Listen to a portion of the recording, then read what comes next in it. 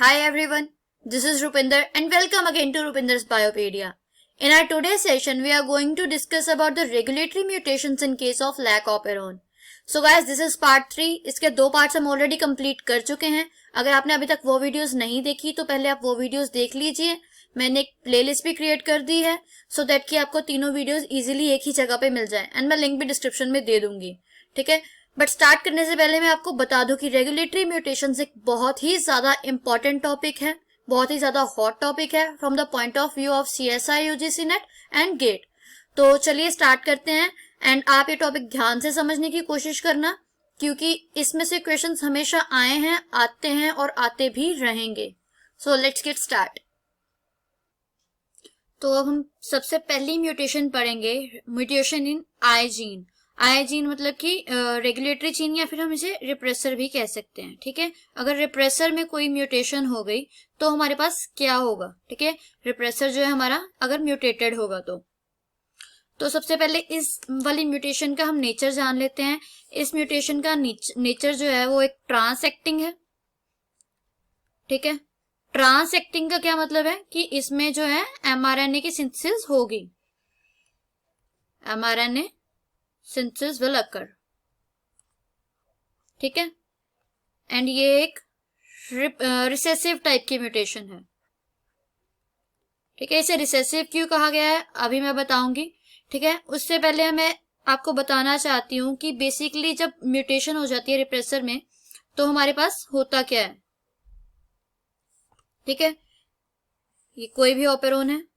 अगर यहाँ पे हमारे पास रिप्रेसर में ही म्यूटेशन हो गई बट बाकी जो है सब नॉर्मल है, पी भी नॉर्मल है, प्रोमोटर नॉर्मल है, हमारा ऑपरेटर नॉर्मल है, इंस्ट्रक्शनल जीन्स नॉर्मल है, तो क्या होगा.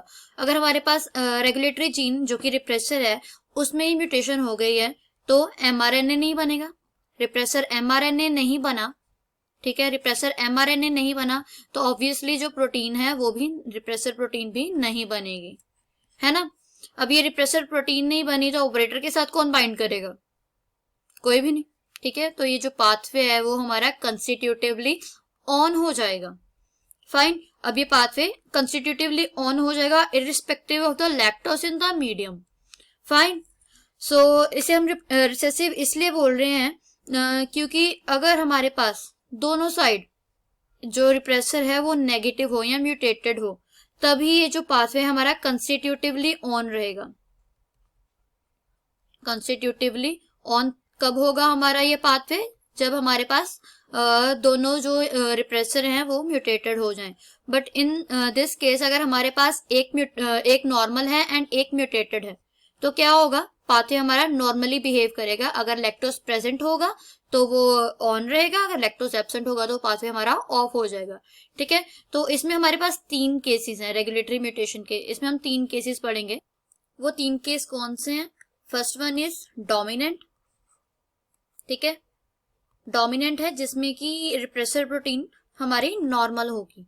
ठीक है, अब ये नॉर्मल है रिप्रेसर प्रोटीन, रिप्रेसर जीन, तो ये रिप्रेसर प्रोटीन बना देगी और ये रिप्रेसर प्रोटीन जाके बाइंड कर जाएगी ऑपरेटर पे एंड पाथवे जो है वो हमारा नॉर्मली बिहेव करेगा.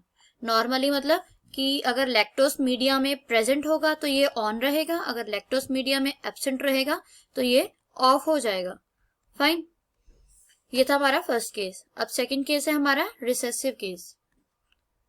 रिसेसिव केस में क्या बताया है, रिसेसिव केस में हमारे पास जो रेगुलेटरी जीन है जो कि रिप्रेसर जीन है वो म्यूटेटेड है. अब ये म्यूटेटेड है तो क्या ये रिप्रेसर प्रोटीन बना पाएगी, आंसर इज नो. ये रिप्रेसर प्रोटीन नहीं बना पाएगी और ये रिप्रेसर प्रोटीन ही नहीं बनी तो इसके साथ बाइंड कौन करेगा ऑपरेटर के साथ, कोई भी नहीं करेगा.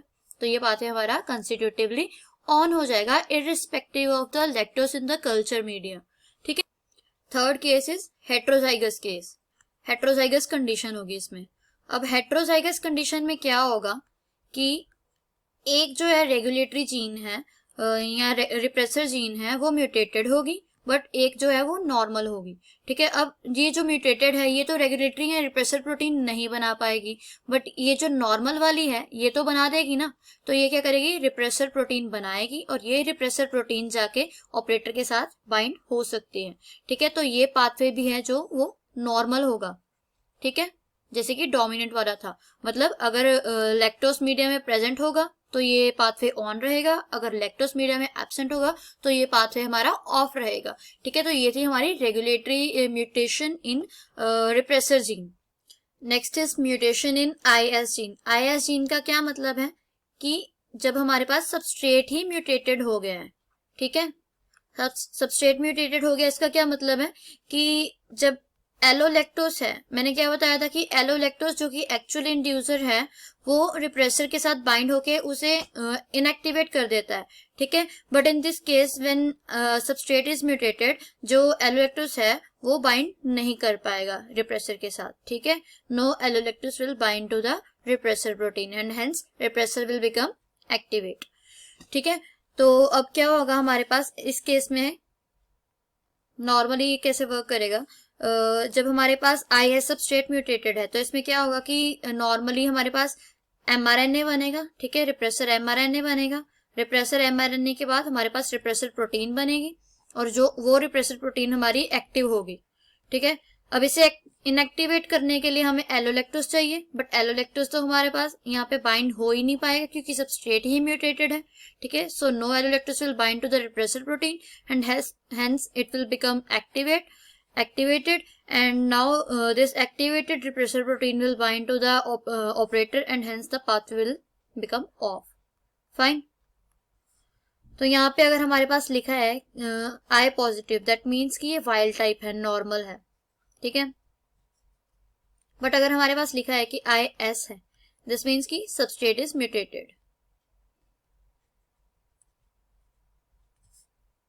सबस्ट्रेट हमारे पास म्यूटेटेड है जहां पे हमारे पास IS लिखा है। ठीक है, तो इसमें भी हमारे पास 3 केसेस हैं। चलिए वो 3 केसेस देखते हैं, बट उससे पहले मैं बता दूं कि इस म्यूटेशन का नेचर क्या है। ये म्यूटेशन भी ट्रांसएक्टिंग है, मतलब कि mRNA की सिंथेसिस होगी इसमें, एंड प्लस ये म्यूटेशन जो है ये डोमिनेंट टाइप की म्यूटेशन है। लास्ट म्यूटेशन हमने जो पढ़ी थी वो थी recessive, but this mutation is dominant mutation. Fine, अब इसमें भी हमारे पास 3 केसेस हैं। वो 3 केसेस, उनमें क्या हो रहा है कि फर्स्ट केस है हमारे पास, जब फर्स्ट केस में हमारे पास सब कुछ नॉर्मल है, सब कुछ नॉर्मली वर्क कर रहा है, रिप्रेसर भी नॉर्मली वर्क कर रहा है एंड सबस्ट्रेट भी नॉर्मली बाइंड कर रहा है, एलोलैक्टोज भी नॉर्मली रिप्रेसर के साथ बाइंड कर रहा है। ठीक है, तो इसमें हमारे पास जो है ये नॉर्मली एक्ट करेगा। ठीक है, अगर लैक्टोज प्रेजेंट होगा तो ये अपना पाथवे ऑन रहेगा, अगर लैक्टोज एब्सेंट होगा कल्चर मीडिया में तो पाथवे हमारा ऑफ हो जाएगा। फाइन, दूसरा केस है हमारा, दूसरे केस में हमारे पास जब IS है दोनों साइड, मतलब कि जो हमारा सबस्ट्रेट है वो म्यूटेटेड है। अब सबस्ट्रेट म्यूटेटेड है, लेट्स से दिस इज एलोलैक्टोज, अब ये जाके हमारा रिप्रेसर प्रोटीन के साथ बाइंड नहीं कर पाएगा और ये रिप्रेसर प्रोटीन के साथ बाइंड नहीं हुआ तो पाथवे हमारा जो रिप्रेसर प्रोटीन है वो हमारा ऑपरेटर के साथ बाइंड कर जाएगा और पाथवे हमारा ऑफ हो जाएगा। ठीक, नेक्स्ट है हमारा थर्ड केस। अब इसमें क्या है, चाहे ये वाली जीन तो नॉर्मल है बट दिस जीन, ये जीन तो हमारे म्यूटेटेड है ना, तो ये क्या होगा कि ये नॉर्मली रिप्रेसर प्रोटीन बनाएगी बट एलोलैक्टोज इसके साथ बाइंड नहीं हो पाएगा एंड ये जाके ऑपरेटर पे बाइंड हो जाएगी, जिसकी वजह से हमारा पाथवे जो है वो हमेशा ऑफ रहेगा irrespective of the lactose in the culture media. ठीक है, तो ये थी हमारी mutation in IS gene. Next है हमारी mutation in O gene, that is operator gene में अब म्यूटेशन आ गई है।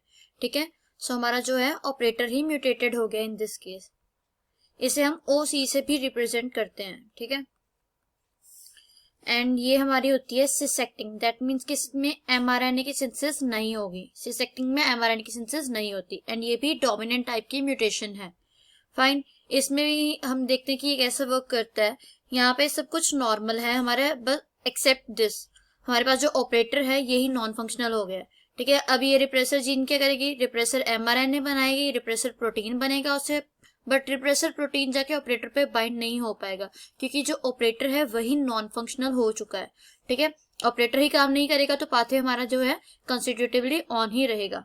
ठीक है, ये कुछ एनोटेशंस हैं, जैसे कि अगर O पॉजिटिव या सिंपल O लिखा हो दैट मीन्स कि वो वाइल्ड टाइप है, और अगर OC लिखा हो दैट मीन्स कि ऑपरेटर जो है वो हमारा नॉन फंक्शनल हो गया है। फाइन, इसमें भी हमारे कुछ 3 केसेस हैं। वो 3 केसेस क्या हैं, फर्स्ट केस में हमारे पास जब ऑपरेटर जो है वो नॉर्मल है। ठीक है, अगर ऑपरेटर नॉर्मल है तो यहाँ पे हमारे पास जो रिप्रेसर जीन है वो नॉर्मली बनेगी, ठीक है। रिप्रेसर जीन जाके क्या करेगी, ऑपरेटर पे बाइंड करेगी और ये पाथवे हमारा नॉर्मल रहेगा जैसे कि इसे रहना है, ठीक है। मतलब अगर लैक्टोज प्रेजेंट होगा तो ये ऑन रहेगा, लैक्टोज एब्सेंट होगा तो ये ऑफ रहेगा, ठीक है। सेकंड केस में हमारे पास क्या है कि जो ऑपरेटर है वही नॉन फंक्शनल हो गया है। अब रिप्रेसर प्रोटीन तो बनेगी इस केस में, रिप्रेसर प्रोटीन का तो कोई फर्क नहीं पड़ेगा ना, बट ये क्या होगा कि ये ऑपरेटर के साथ जाके बाइंड ही नहीं कर पाएगी, या ऑपरेटर ही नॉन फंक्शनल हो जाएगा, ऑपरेटर ही इसे रिस्पॉन्स नहीं देगा कोई। तो इसकी वजह से क्या होगा, हमारा जो पाथवे है वो कंस्टिट्यूटिवली ऑन रहेगा, ठीक है। थर्ड केस है हमारा हेटेरोजाइगस कंडीशन। इसमें हमारे पास क्या होगा कि हमारे पास यहाँ पे रिप्रेसर तो नॉर्मली काम करेगा, ठीक है, बट ये अगेन जाके ऑपरेटर पे बाइंड होगा, बट ऑपरेटर जो है वो काम नहीं कर पाएगा, जिसकी वजह से अगेन हमारा जो पाथवे है वो हमेशा ही ऑन रहेगा, वो कभी भी ऑफ नहीं होगा क्योंकि ऑपरेटर ही वहां पे नॉन फंक्शनल हो चुका है। फाइन। नेक्स्ट है हमारा फोर्थ केस, फोर्थ म्यूटेशन, जिसमें क्या हो रहा है कि प्रोमोटर जीन में ही म्यूटेशन हो गई है, ठीक है। इसमें क्या हमारे पास म्यूटेटेड है, प्रोमोटर जीन ही म्यूटेटेड है। ये भी सिसेक्टिंग है एंड ये रिसेसिव है, ठीक है। इस टाइप की, ये टाइप की म्यूटेशन जो है वो रिसेसिव म्यूटेशन है। एंड इसमें होता क्या है हमारे पास, अगर मैं कुछ एनोटेशंस की बात करूं तो अगर P पॉजिटिव लिखा है तो दैट मीन्स कि हमारे पास जो प्रोमोटर है वो वाइल्ड टाइप है, और अगर P नेगेटिव लिखा है दिस मीन्स कि प्रोमोटर जो है वो म्यूटेटेड है, और वो क्या होता है उसमें RNA पॉलीमरेज जो है वो प्रोमोटर से जाके बाइंड नहीं कर पाती, ठीक है। सो इन दिस केस सब कुछ नॉर्मल रहेगा, नॉर्मली बिहेव करेगा, बट क्या हो रहा है हमारे पास कि प्रोमोटर ही जो है वो इनएक्टिवेटेड हो गया है या म्यूटेटेड हो गया है। इसमें जब RNA पॉलीमरेज जाकर प्रोमोटर के साथ बाइंड नहीं कर पाएगी, अगर RNA पॉलीमरेज ही बाइंड नहीं कर पाएगी तो पाथवे आगे कैसे चलेगा, पाथवे हमारा ऑफ रहेगा, ठीक है। तो इसमें भी हमारे पास 3 केसेस हैं। फर्स्ट है जब हमारे पास सब कुछ नॉर्मल है, नॉर्मली बिहेव कर रहा है, तो नॉर्मली बिहेव कर रहा है तो जाके यहाँ पे प्रोमोटर पे RNA पॉलीमरेज बाइंड करेगी, RNA पॉलीमरेज बाइंड करेगी तो ये जो पाथवे है ये नॉर्मली बिहेव करेगा, ठीक है। सेकंड केस है हमारा जब हमारे पास प्रोमोटर म्यूटेटेड है। अब प्रोमोटर म्यूटेटेड है तो RNA पॉलीमरेज इसके साथ बाइंड नहीं कर पाएगी, ठीक है। RNA पॉलीमरेज बाइंड नहीं हुई तो जो पाथवे है वो हमारा ऑफ रहेगा। फाइन। हमारे पास उसके बाद थर्ड केस है हेटेरोजाइगस कंडीशन। इसमें हमारे पास क्या हो रहा है कि हमारे पास RNA पॉलीमरेज है वो यहाँ पे आके बाइंड कर सकती है, but this one is mutated. अगर ये म्यूटेटेड है तो कोई फर्क नहीं पड़ रहा, बट ये तो हमारे पास नॉर्मल है ना, तो इसके नॉर्मल होने से हमारे पास क्या है, RNA पॉलीमरेज प्रोमोटर पे बाइंड करेगी और हमारा पाथवे नॉर्मली बिहेव करेगा एंड ये हमारा नॉर्मली रहेगा। अगर लैक्टोज प्रेजेंट होगा तो ये ऑन रहेगा, अगर लैक्टोज एब्सेंट होगा तो ये ऑफ रहेगा, ठीक है। तो ये थी हमारी जब म्यूटेशन हो गई प्रोमोटर जीन में। सो दिस वाज पार्ट 3, ठीक है। अभी हमने इसमें क्या किया कि रेगुलेटरी म्यूटेशंस, जो 4 रेगुलेटरी म्यूटेशंस किए हैं हमने, ठीक है। बाकी की जो रेगुलेटरी म्यूटेशंस बची हैं वो हम अपने आने वाले सेशन में कंप्लीट करेंगे, ठीक है। प्लस उसमें हम रिवीजन भी करेंगे। तो गाइस हमने अभी तक अपने 3 सेशंस कंप्लीट कर ली हैं। अगर आपको किसी में भी कोई भी डाउट है, ठीक है, या फिर आप चाहते हैं कि मैं वो पार्ट रिपीट करूं तो आप मेरे को वो भी बता देना, ठीक है। आप चाहे कमेंट सेक्शन में बता देना, अदरवाइज मैं आपको अपनी ईमेल आईडी भी दे दूंगी, आप मेरे को मेल भी कर सकते हैं। फाइन। तो अगर आपको कोई भी डाउट हुआ तो वो मैं अपने आने वाले वीडियो में ज़रूर लेके आऊँगी, ठीक है। और नेक्स्ट वीडियो में हम क्या करेंगे, जो बची हुई बाकी की रेगुलेटरी म्यूटेशंस है वो कंप्लीट करेंगे प्लस रिवीजन करेंगे, ठीक है। Till then stay safe, thank you, have a nice day, bye bye.